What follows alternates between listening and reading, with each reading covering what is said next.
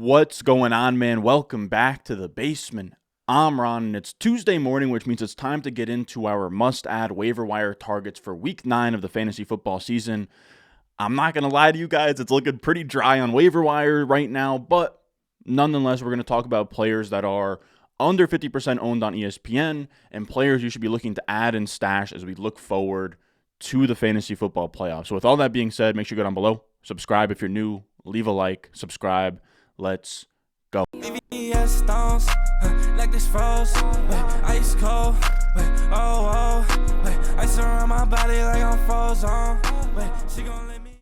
All right, I think I said subscribe twice there, but you guys understand what we have going on here. Now, again, these guys are all under 50% owned on ESPN. Some of these guys are going to be, we're going to lead up top with guys that are probably not on waivers in your league, and we're going to kind of get deeper and deeper as we go. Now, first up here, we have Chuba Hubbard, who has been on waiver wire shows or all of my waiver wire videos for like the past few weeks. But if he's on waivers, definitely go get him. He's right now only owned in 42.9% of ESPN leagues. Maybe half of you guys have him on waivers, but he's been the preferred back here over the last few weeks that come out of the bye week, and Miles Sanders is presumably healthy, and they come out here 45 of 67 snaps for Hubbard, 17 touches, 12 of 67 snaps for Miles Sanders, 2 touches for him. Now, I'll be honest, Chuba Hubbard wasn't all that effective in this game. I think they had like a under 3 yards per carry. Like they just couldn't really get anything on the ground going versus the Texans. They have Will Anderson, who, as much as he was drafted as a pass rusher, has actually been an amazing run stopper as well. So tough to really say that this role sticks. Like I don't think it's going to be this wide of a gap. In my eyes, it's probably going to be 50-50 split moving forward, where Chuba Hubbard is going to be kind of like this back-end RB3 play, high-end RB3 play if it's like injuries and buys going on, but it's not super, super sexy. If Miles Sanders was to go down, Chuba Hubbard would then become like a back-end fringy RB2, but still somebody that in a landscape where running back is pretty brutal right now, bye weeks are coming up ahead here. Chuba Hubbard makes sense as a good add. Now, moving on, again, probably not on waivers in your league, but we have Devin Singletary. He continues to eat into Dameon Pierce's workload. We saw before the bye, Devin Singletary just completely dominated things, had 12 carries, 2 targets. Bye week happens. We come out of the bye. He has a 41% snap rate to Dameon Pierce's 43%. He had 9 routes to Dameon Pierce's 7. He had 12, or Pierce had 12 rushes. Singletary had 10 rushes here, and then he also had 2 targets. So Devin Singletary is more of the pass-catching back here. Dameon Pierce more of the goal line between the tackles grinder. Neither are really startable, but Devin Singletary needs to be stashed at this point in case he overtakes the entire role and gets like a 65-35 split or like a 60-40 split, or in case if Dameon Pierce was to go down. Now, after that, we have Zach Charbonnet, who is probably our last one of guys that probably aren't available in your league, but I think are still worth talking about just because there's not a ton going on this week. But you have Zach Charbonnet. This week you had Kenneth Walker coming into this game with an injury. He didn't practice Wednesday or Thursday. I wouldn't call this, as much as I love Charbonnet and I'd love to take victory laps, this is not a Charbonnet takeover. I think this was probably just a one-week thing, but Charbonnet had 56% of the snaps, 44% went to Kenneth Walker. Charbonnet had 7 touches, 8.4 PPR points. Kenneth Walker had 9 touches for 8 PPR points. They played the Browns. Neither of them got home. It is worth noting that they won the game. So that's always nice if you have a rookie kind of have a little bit, not a breakout performance, but, he was a big part of their game plan, and they won the game. So I think moving forward, it'll probably be a heavier split towards Zach Charbonnet than it's been in weeks past. But to say Charbonnet is now the 1A here, I think is completely wrong. But it is nice that he has the pass-catching role not locked up, but 22 routes run to Walker's 10 routes is really nice. Again, the whole thesis of drafting Zach Charbonnet and stashing him this entire time was Charbonnet, better pass catcher than Kenneth Walker, bigger, more physically imposing back than Kenneth Walker. So if we can get red zone touches and if we can get targets, then we're cooking there. And if not, to me, he's one of the most valuable handcuffs in all of football. If Walker was to go down, Charbonnet would be an instant plug and play every single week. Now, these are players that I think are more widespread available. You have Trey Mcbride, which, by the way, we do a sneaky starts video every single Friday. I think a lot of you guys watch it, but I don't know how many of you guys actually watch it. It's one of the lower viewed videos we get on the channel, but I have fun with it. And Trey Mcbride was a sneaky start of ours. He's only owned right now 7.8% of ESPN leagues. I was saying, I mean, we're kind of hot on the sneaky starts video. Not to kind of pat myself on the back, but we had Darrell Henderson the week before. We had Trey McBride this week. It's just kind of guys late in the week. They're on waivers. If you need a plug-and-play start, go grab that guy. And Trey McBride came out here and absolutely delivered. He led the Cardinals with 14 targets. He had 10 catches, 95 yards. He had a touchdown. And we can see here, this is from the utilization report on Fantasy Life here, where Week 8, he had the most routes he's ever run, 88% of the routes. He was actually, the thing that was so intriguing about Trey McBride was on a per route basis, he was actually really good, where you can see Week 1, 20% target per route run, Week 5, 33%, Week 6, 23%, Week 7, 30%. Anything over 20% target per route run is really, really good. Then he came out here in his first time in a full-time role, no Zach Ertz, and absolutely balls out, 40% of the targets, 41% of the air yards, 26 PPR points was the overall. I think Laporta might have taken him last night. I'm not sure, but he was like a top 3 tight end this week, which is really nice. In my eyes, until Ertz comes back, and there's even upside that once Ertz comes back, Trey McBride just kind of puts his foot on the gas pedal and is still the undisputed tight end 1, running enough routes to sort of uphold that. But until Zach Ertz is ever back in the mix, Trey McBride to me is a rest of season tight end 1. Now, for those of you guys that are like, who even is Trey McBride? He was a second-round pick last year. He didn't play much because Zach Ertz was in front of him, but he is a fun prospect. He was, again, a second-round pick out of Colorado State, had some productive seasons. He was essentially the tight end 1 in the 2022 draft class, but that was kind of a weaker tight end class. You're talking through like Greg Dulcich, again, Trey McBride. I'm trying to think of who else was even in that class. Chigo Okonkwo was in that class as well. Trey McBride was a consensus tight end 1 in that class. Now, I'm not saying he's as athletic as George Kittle. You can see George Kittle's relative athletic score, 9.57 to Trey McBride's, but essentially he's like a mini version of Kittle, where he's that same build of a receiving tight end, which I think is really important, right? That like 6'3", 245-pound prototype, where he's clearly not a blocker. On top of that, he runs a 4.5. So 6'3", 246 pounds, 4.5 speed is one of these like George Kittle, Evan Ingram move tight ends, which is great for fantasy football, right? This is a guy who's not going to be relied on as a blocker. He's going to be running routes. He's athletic. Now, he's less explosive than Kittle, and he's most likely less agile than George Kittle. But in terms of just size, speed, and a role in an offense, to me, he's like a poor man's George Kittle.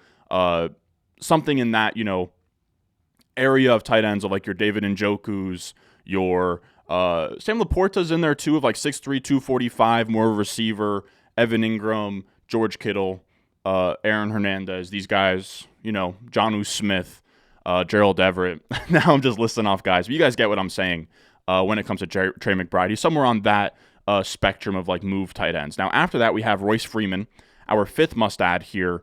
We talked about him last week, but he's still somebody that I think is probably hanging out on waivers. And until Kyren Williams comes back, and I have to say, Kyren Williams, it's a bit concerning. There's some injury analysts out there that are very concerned about his ankle injury history. He, I believe, had a high ankle sprain or something.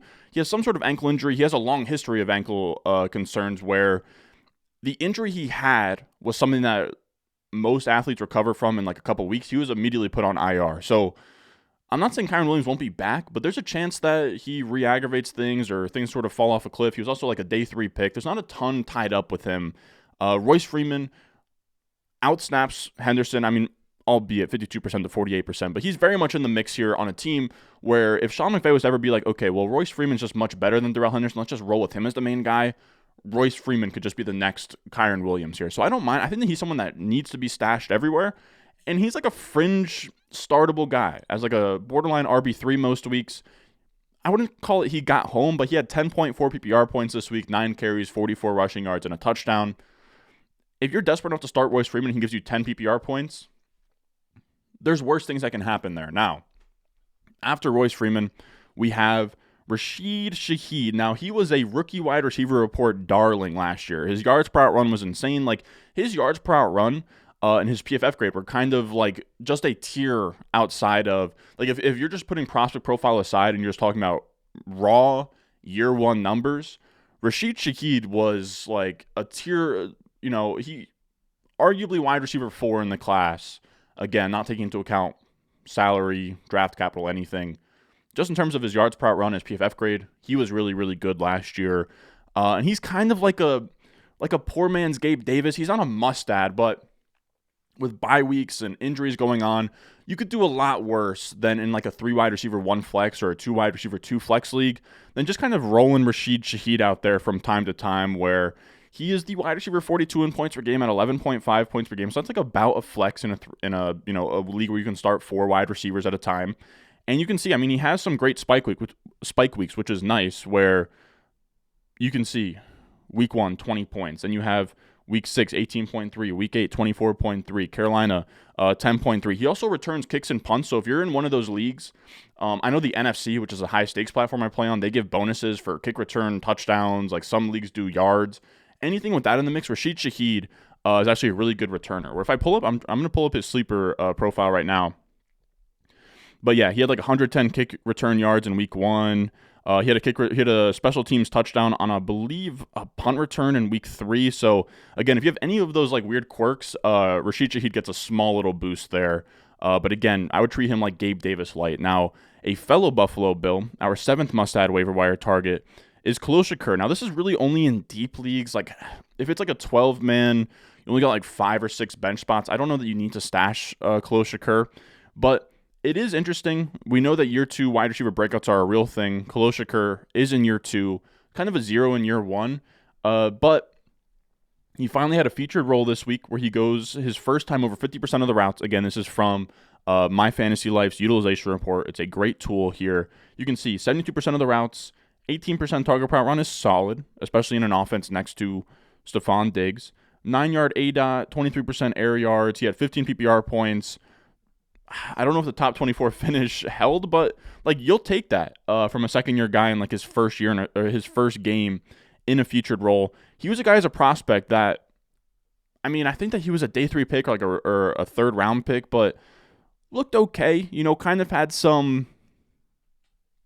I don't want to give him too many flowers here, but he looked good as like this slot receiver, sort of prototype, bigger slot type of guy. And anybody in this Bills offense is just absolutely humming right now. So if this 72% goes up to like 80% plus, he could be a guy that you could like flex on a weekly basis when these bye weeks are getting really bad, these next 5 weeks or so. On top of that, the Dawson Knox injury is what's really to monitor for Khalil Shakir. Any game that Dawson Knox is not in, Khalil Shakir is going to have a huge bump here where you're going to have less 2 tight end sets, which means you're going to bring out a slot receiver. So I said this on the top 10 lessons learned video, but as much as the Dawson Knox injury helps Dalton Kincaid, it also helps Khalil Shakir a ton because Khalil Shakir is actually sort of the 1-for-1 replacement for Dawson Knox. And I think that this team actually, I mean, they looked a lot better against Tampa Bay on the primetime game. I think this team probably operates a bit better out of 11 personnel.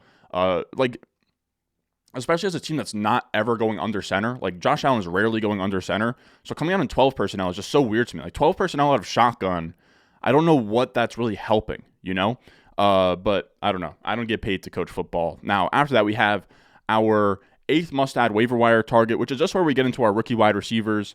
As always, rookie wide receivers are cheat codes, fellas. We talk about this every single season, almost every single waiver wire video. Veterans, as the year goes on, they see a downtick in points per game. Rookies, they see an uptick. We see all the time league winners emerge down the stretch. We've already been starting to see it with guys like Jordan Addison and Josh Downs here. We saw last year Christian Watson, year before that Amon-Ra St. Brown. These guys emerge, and I think it's worth just kind of stashing rookies on your bench and just hoping that down the stretch, one of these guys emerge. Now, we're just going to pull up the rookie wide receiver report so you can pretty much see everything that I'm going to be talking about here. But first up, we're going to talk about Jayden Reed. Now, you can see Jayden Reed is about, he's right between Michael Wilson and Dontavion Wicks, like towards the bottom of this chart. This is the rookie wide receiver report. I just figured it's decent to sort of throw it up on the screen so you can see what we're talking through here. But Jayden Reed had 88% of the routes ran in this past game in week 8, which is huge for him. Coming out of the bye, he was at 53%, but it seems like this team has now, instead of making Jayden Reed just a 50% route guy with Christian Watson and Romeo Doubs up top, it seems more of a 3-man at the top rotation, maybe less tight ends running routes or less Dontavion Wicks and Samori Toure on the back end. But Jayden Reed, again, back in the mix. He's running a starter diet of snaps. He has 10-plus PPR points in 4 of 7 games. He's coming off a game where he had 12.3 PPR points, 6 targets, 4 catches, 83 yards. That's all perfectly solid. And if we were to see a Christian Watson injury or Romeo Doubs injury, Jayden Reed would get even that much more of a bump here. Now, somebody else, these first two guys, Jayden Reed and then Demario Douglas, are less of stashes, and they're more guys that are almost flex plays already right now, where they're running enough routes to be flex considerations. Demario Douglas, admittedly, this one's for a little bit more deeper leagues. If you're in like a 10-man, 2 wide receiver, 1 flex, if you're in any 2 wide receiver, 1 flex league, you can throw out Demario Douglas. But if you're in a competitive, deep league, Demario Douglas, very interesting. He's the 4th name on the rookie wide receiver report here. He was out, then 76% of the routes, then 84% of the routes. 24.3% target per route run is elite. 1.93 yards per route run attached to Mac Jones on a low ADOT. Also elite. 75 plus PFF grade. That's beautiful. So Demario Douglas on like a per route basis and by PFF is like very solid. He almost reminds me of last year's Rashid Shaheed, but not the same archetype of player. He is more Wan'Dale Robinson than he is Gabe Davis, if that makes sense.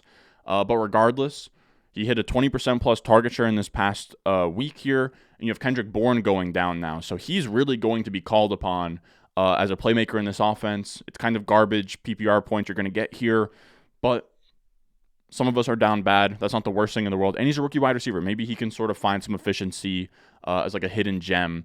It wouldn't be the most shocking thing in the world. Now, after that, we have Quentin Johnston. Now, this is where we get to more of our stashes. I'm still not comfortable starting Quentin Johnston yet, but we have some positive things to go off of. He set season highs in targets, receptions, yards, PFF receiving grade, routes, yards after catch, yards per out run, contested catches, missed tackles for his first downs, passer rating when targeted, all on that Sunday night game. Now, the bar was very low, right? We're talking 6 targets, 5 catches for 50 yards, and he set a bunch of career highs. But it's at least a step in the right direction, right? He's featured in the offense. Keenan Allen was talking him up after the game. If they can find anything for Quentin Johnston to get up to speed in this offense and become a part of this offense, then we're cooking with fire. So I don't mind stashing Quentin Johnston with the hopes from week 12 on. He's somebody you can put in your lineup every week and get like massive spike weeks. That is in the range of outcomes. But he also might be somebody you cut in like 2 to 3 weeks, which is fine. I think that's a fine archetype to have on your bench. And then our last stash here is Jon Mingo. Jon Mingo is interesting. I mean, he's already at 95% of the routes in week 6. Bye week, he's 3rd name from the bottom, Jon Mingo. 98% of the routes in week 8. 15.7% target per run, so he's earning targets. He's not very efficient. PFF grade doesn't really like him, but he's a more raw rookie wide receiver in an offense that's not great, but he's running routes. He's the clear second option on this team right now. He had the best game of his career, I guess you could say, with 10.2 PPR points this past week. And the thing that's exciting about the Carolina Panthers is this is a chart from Hayden Winks. He takes fantasy wide receiver usage, so just overall volume in an offense. Now, I know Adam Thielen is there, and that's going to account for a lot of that 39.4, but you can see the Panthers are up there with teams right now. Washington, the Bengals, where we're seeing multiple wide receivers from these teams get home, right? With the Raiders up there, you have Jacoby Myers, you have Devontae Adams. With the Saints up there, you have Rashid Shaheed, Olave, Michael Thomas. The Bucks, you have, of course, Mike Evans, you have Chris Godwin. Bengals, Tyler Boyd got home this week. So these are offenses that they're grouped in, right? Jahan Dotson, Curtis Samuel, Terry McLaurin, where that amount of volume is enough to sustain multiple wide receivers, right? Not just Adam Thielen can exist in this offense if they're going to run this up-tempo, this many pass attempts in a given game. So that's really exciting for Jon Mingo, because what this chart tells me is that there's enough room for more than just one wide receiver. It's just going to be whether or not Mingo can actually play, and if he's going to be Christian Watson or if he's going to be Terrace Marshall. Those are the range of outcomes right now, but the environment is at least in place for him to be one of these late season breakouts. Now, that's going to do it for us today. That was 11 must-add waiver wire targets for week 6 there, but week 9 of the fantasy football season.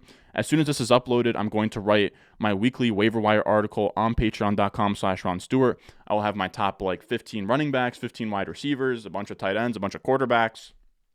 I write a little blurb for them, and I tell you exactly how much fab I would be bidding on each of those players. You can find that patreon.com/Ron Stewart. There'll be a link in the description in the comment section down below. But if you cannot support there, just watching these videos, supporting, subscribing is huge, leaving a like is huge, all of that good stuff. Regardless, I appreciate you guys, and I will see y'all in the next one. This sounds like